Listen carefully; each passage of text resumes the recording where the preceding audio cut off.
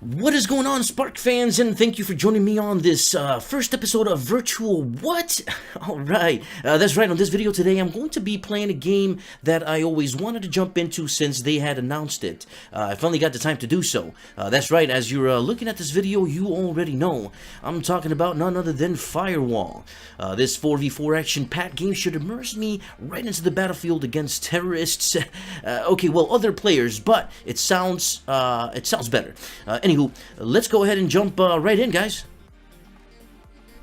Now, guys, if you are seeing this cheesy dual screen, my apologies. That's just because I don't have two cameras, and so I just needed to use my phone's front and back to record it, and I found an app that was able to do so. That being said, I hope that's not a problem.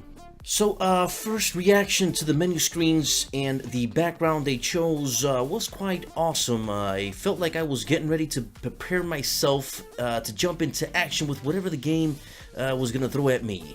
Now, the menus itself were a bit confusing at first, but got easier to navigate over time. I also thought that it was pretty cool that they added, they put your character right there on the screen, and, you were able to kind of see your gun movement in real time as well. I thought that was pretty cool. Now, the first thing I wanted to get into before jumping into the action was training, and here they've actually done a pretty good job at it. This actually is recommended for pros and noobs to the virtual world. Now, it showed me every aspect of the game as far as target practice, weapon swap, grenade tosses, and how to maneuver around. There are also two movement modes for when you're panning the camera left and right. One setting kind of skipped about 45 degrees, panning left to right, and the other one, which is the one I chose, was smooth movement, which was pretty cool. And felt like more natural when you're moving left and right, kind of like a real the other version when you're playing with a controller. I wasn't quite ready to hit the online community yet though, so I jumped on solo modes. This gives you the opportunity to play against AI bots while attempting to perform your objectives. For me personally, I found it a little hard, and not because I couldn't get the hang of it. It was just difficult for me to finish while, you had all these AIs shooting you from every angle. They didn't send you one or two. I mean, we're talking about 3 or 4 from all over the places, coming out of doors and all that good stuff. But yes, this is what I would have expected jumping online, and I obviously know why they chose it to be this way. But it would have been nice to kind of complete at least one of them. I played quite a few matches and I couldn't beat one of them. Shame on me. Mind you guys, since I truly hardly play virtual games, so, please bear with me. Okay. So far at this point, I gotta say that I'm impressed with this game. You don't have to play with the VR aim controller, but I highly recommend it since it's basically made to play that way. It also enhances the gameplay by a million. Seriously guys, this felt normal holding the controller and aiming down the sight just like you would with a real one. It's just genius, guys. As a precaution, I'm going to recommend adjusting the aim controller and your headset before jumping in. I did this a few times myself, and then later found out that I got, it got a little choppy, sorry. Sometimes because my damn camera was right in front of me and in front of the PlayStation camera sensors, which kind of sucks because I needed to tilt my weapon sideways a bit more than usual for it to aim straight. And even with all of this, it did not ruin my experience at all.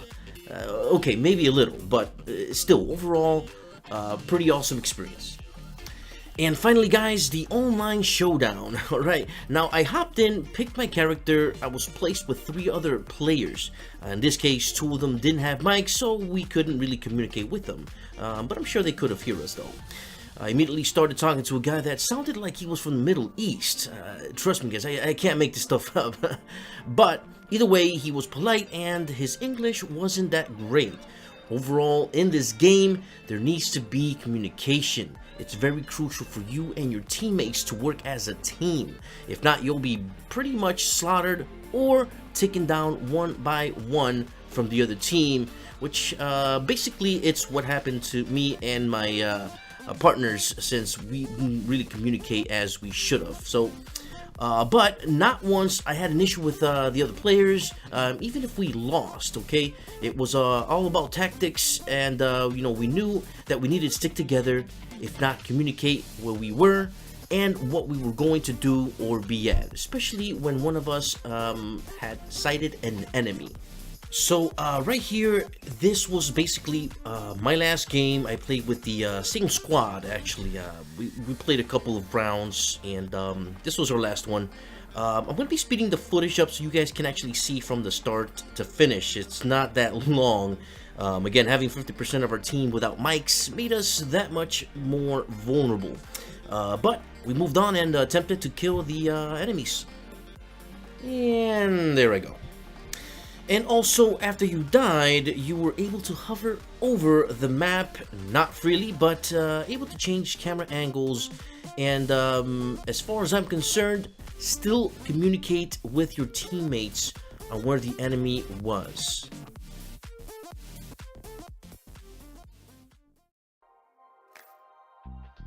Now, this game is paving the way virtual games should be made, well, at least as an FPS perspective.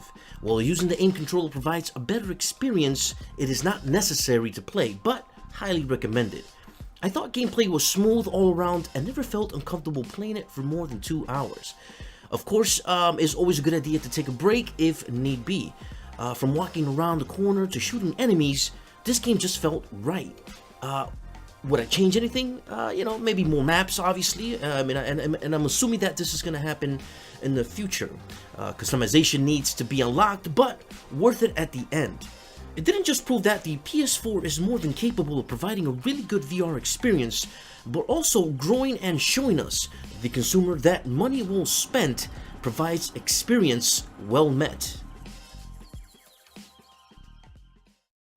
Alright guys, there you have it. That's basically it, my review and my take on Firewall game, which I thought personally was really awesome. They did a really good job in this game. But other than that, guys, I appreciate you guys for joining me and staying to the end of the video. If you liked it, thumbs up. If you didn't, thumbs down. Let me know in the comments how I can improve. Subscribe and break that notification bell, guys, so you guys can stay up to date with future videos. Alright, thank you and have yourself a wonderful day. Take care, guys.